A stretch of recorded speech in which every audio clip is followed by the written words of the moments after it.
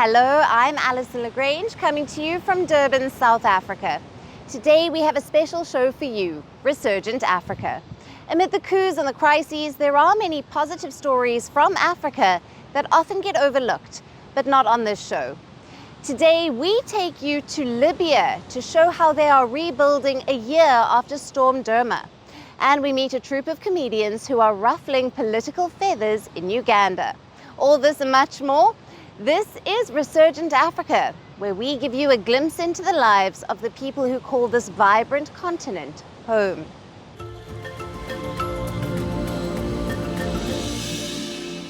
Climate change is a global threat, but some countries face nature's fury more than others. The southern African nation of Zimbabwe is one such example. Climate change-induced droughts have deprived the citizens of Zimbabwe of their staple diet.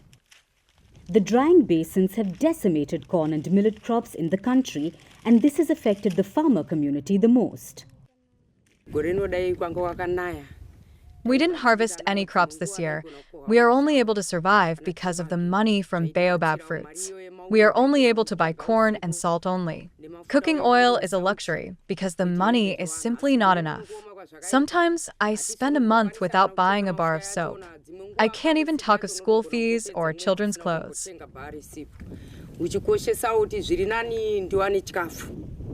However, a native tree called baobab has come to their rescue.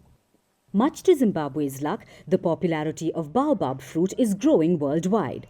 The fruit is rich in vitamins and minerals. It also helps in reducing inflammation and balancing blood sugar levels. The hard-shelled fruit from the ancient trees cannot be cultivated. It can only be foraged, as it takes 20 years for a tree to start producing fruit. These fruits are collected by the baobab pickers and then sold to industrial food processors or their middlemen. Sometimes the middlemen also offer cornmeal in exchange for buckets of the fruit. The fruit is in demand, but the trees did not produce much this year. So sometimes I return home without filling up a single sack. The prices are extremely low sometimes. Buyers offer 50 cents to $1 for a 5 kilograms bucket. I need 5 sacks to buy a 10 kilograms packet of cornmeal.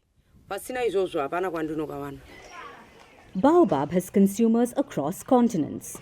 The US legalized the import of baobab powder as a food and beverage ingredient in 2009, while the European Union approved baobab imports in 2008. The EU, US and China together account for baobab powder's biggest markets. According to the Dutch government, the global market for baobab could reach $10 billion by 2027.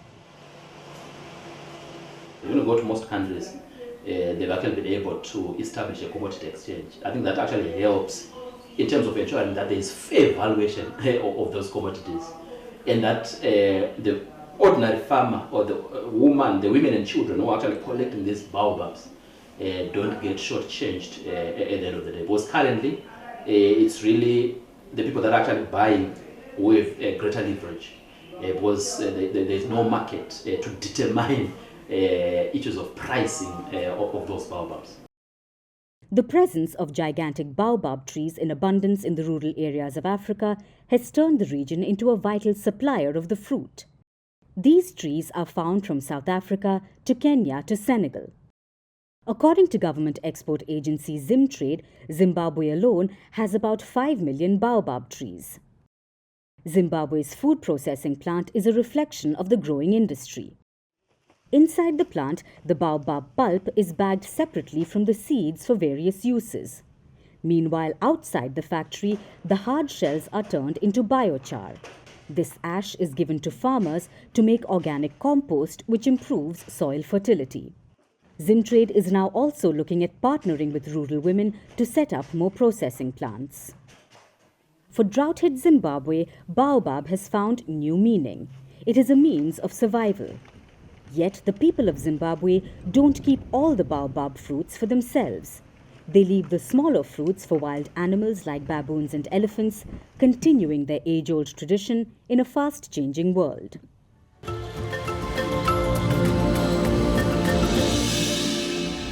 Locked up like criminals, every move watched, always in the crosshairs of those in power.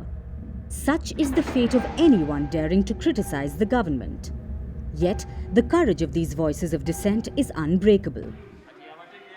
Meet Uganda's singing jesters, Bizonto, a comedy troupe with a sharp tongue and a knack for political satire. Bizonto, born in Kampala in 2020, is anything but subtle. The group's name literally means mentally unstable, and their brand of humor hits at the heart of Uganda's political landscape. Through satire, they expose the chaos of the country's governance. They don't just poke fun, they shine a glaring spotlight on what the majority of Ugandans are already thinking. Specifically, we wanted to talk about the government. We wanted to criticize the government. And, by the way, we thought that when we used the name Bizonto, they will not arrest us at any single moment because they was thinking that we are not normal. One of their most memorable acts, a skit that brilliantly mirrored the real-life follies of a certain long-standing leader of a fictional village. An 80-year-old patriarch who had ruled for almost 4 decades. The village was in shambles. No basic services, crumbling infrastructure, and absurdly high taxes. It was a direct swipe at President Yoweri Museveni, who has clung to power since the early 80s. But, as with all good satire, it doesn't always land with those holding the reins. In 2020, Bizonto put out a video asking Ugandans to pray for their leaders, casually including names like Museveni, the police chief, and the head of prisons. It didn't sit well with the powers that be. Before they knew it, helicopters were swarming, guns drawn, as a heavily armed squad stormed the radio station where Bizonto was performing. Their crime? Promoting sectarianism. Their punishment? Facing up to 5 years in prison. And just like that, the comedy troupe found themselves behind bars. Many thought this would be the end of Uganda's satirical rebels, but not quite.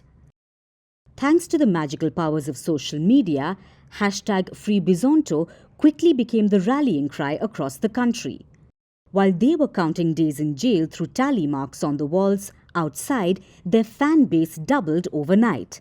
The public pressure mounted, and eventually Bizonto walked free.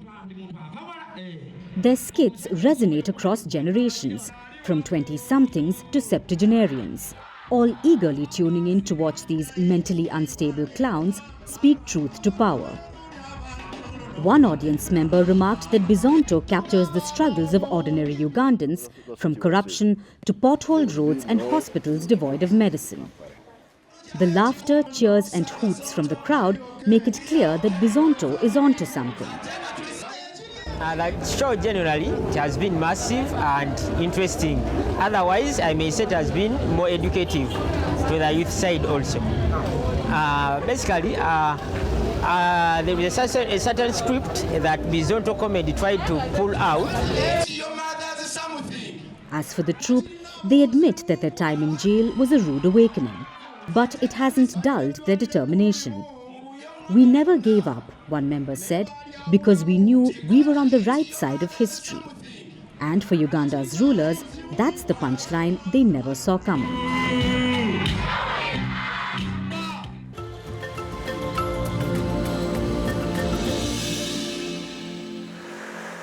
A year ago, the Mediterranean region was struck by its strongest ever cyclone. Cyclone Daniel brought with it very strong winds and sudden heavy rainfall, which triggered massive flooding. And it left behind devastation and death. Cyclone Daniel turned out to be the deadliest Mediterranean storm ever and the deadliest single flood event to hit Africa in recorded history. The catastrophe was most severe in Libya, where over 5,000 people were killed, around 40,000 people were displaced, and a year on, at least 9,000 people are still missing. Heavy rains and floods damaged critical infrastructure. Essential services like healthcare, electricity, and telecommunications were disrupted. Most of the impact was felt around the eastern port city of Derna. The storm collapsed 2 dams near the city, destroying as much as its quarter. The dam failure unleashed floodwater as high as 7 meters. The flash floods swept entire neighborhoods out to sea. Then we heard that the dam had burst and the water had flooded the area. People were asleep and no one was ready. But this is what happens. What can we do? For me, my house is next to the valley, opposite the Al-Sahaba Mosque. The whole family lives next to each other. We are all neighbors. We lost 30 people so far, 30 members of the same family. We haven't found anyone. Apart from the floods, the poor maintenance and political instability added to people's misery. A year on, the challenges persist, but the city of Derna has changed a lot. It is now slowly beginning to recover from the flood disaster. International aid and local efforts are helping Derna rebuild after the catastrophic storm. Several Libyans from neighboring cities have also volunteered in the relief effort. I see that my experience was important on 2 fronts after the disaster. On the one hand, for myself. My continuation in humanitarian work after the disaster helped me overcome part of the trauma I experienced during the flood. The rebuilding focuses on restoring critical infrastructure and providing support to the displaced. In recent months, at least 155 building projects have been launched, ranging from the renovation of the university to the construction of new dams. We received many a good deal of assistance from the first hours, and most of the aid was humanitarian assistance from the United Nations, international organizations, and local organizations. Currently, after almost 11 months since the Daniel events, we have moved to recovery. The floods shattered Derna resident Hassan Kasar's entire life. The 69-year-old lost his 4 children along with his granddaughter. His house has now been rebuilt with the help of the Derna Reconstruction Fund. Hassan says he's finding some solace in his newly rebuilt home while living in the memory of his children. We spent nearly 7 days cleaning the place. Then the reconstruction process began. I was told that my house would be maintained. However, Saad Elsway informed me that the house couldn't be repaired. It had to be demolished and rebuilt from scratch. I agreed, but I asked not to be left homeless. He promised that the house would be rebuilt, and he kept his promise. Thanks to God, I am now living comfortably, although the furniture is insufficient. I received this sofa as a gift from a friend, and otherwise, I sit on the floor. That's how it is. Hassan's is just one among several such stories. The casualties are assumed to be much higher than the official toll. The ongoing political divisions between Libya's East and West government have also hampered the relief work. But the restoration efforts have brought some optimism to Derna. The people of Derna have seen the worst. It has been hard for some of them to overcome the trauma, but they are still committed to its recovery. Their efforts will ensure the city soon rises from the debris.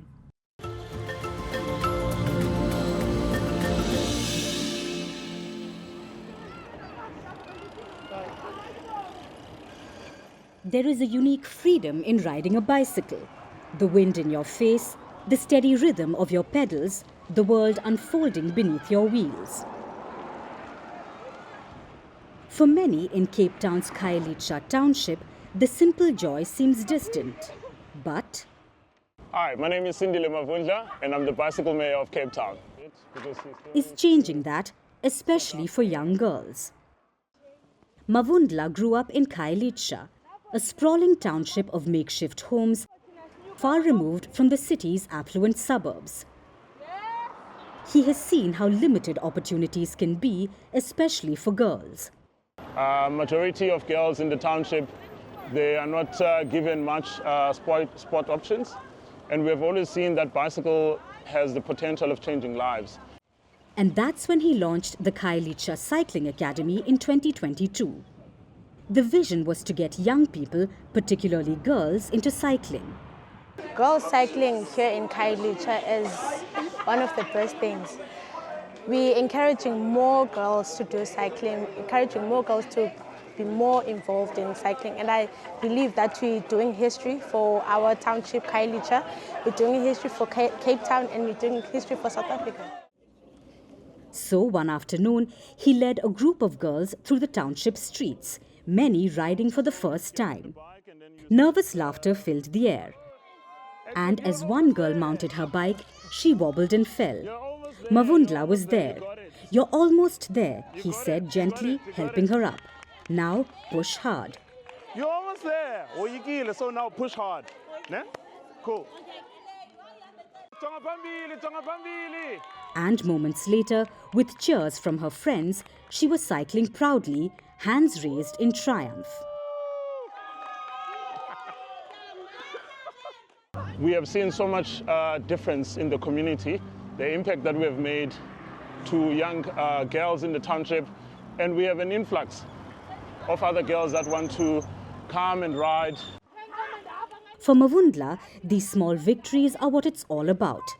In a place where students often walk up to 15 kilometers to school, a bike offers not just speed, but a sense of independence and pride.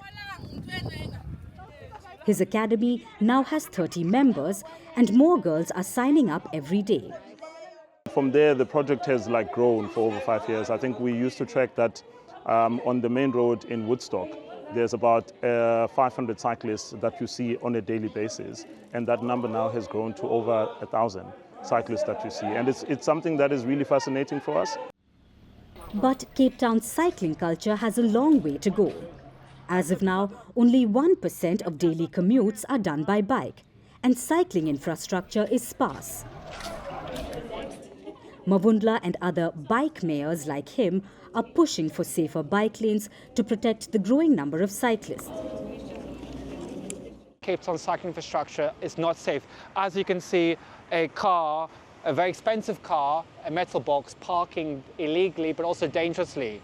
So as a solution, young urbanists and our partners, SDI Trust, are working with the City of Cape Town to upgrade the cycling lane through a public-private partnership. But seems like infrastructure is not the only problem. Mavundla is working to challenge perceptions too. In South Africa, cycling is often seen as either a last resort for the poor or a sport for the rich, and he's working to break that mold. Cycling is a means of a very affordable transportation in not just Cape Town but across the country. To give an example, one tank of petrol is one second-hand bicycle, so it's a means of transportation. And cycling is not just about breaking barriers in South Africa. Almost 9,000 kilometers away is another such example. A cycling revolution has also empowered the school-going girls in India. Girls in rural India are ditching walking for a more comfortable ride. Over a decade, cycling levels among girls in rural areas has increased exponentially. With some schools being almost 10 to 15 kilometers away from villages, more girls in rural India are choosing to cycle to school instead of walking. And this approach is becoming a growing phenomenon. Apart from South Africa and India, the trend of more girls cycling has even picked up in Kenya, Malawi and Zimbabwe. Cycling is truly changing the lives of women and shaping the future of countries. Cape Town's bicycle mayor is a winning example of that. Because with each ride, Mavundla is helping to build a future. He knows the journey is far from over, but each day, with every young rider he teaches, Cape Town moves a little closer to a future where cycling isn't just for the privileged, it's for everyone.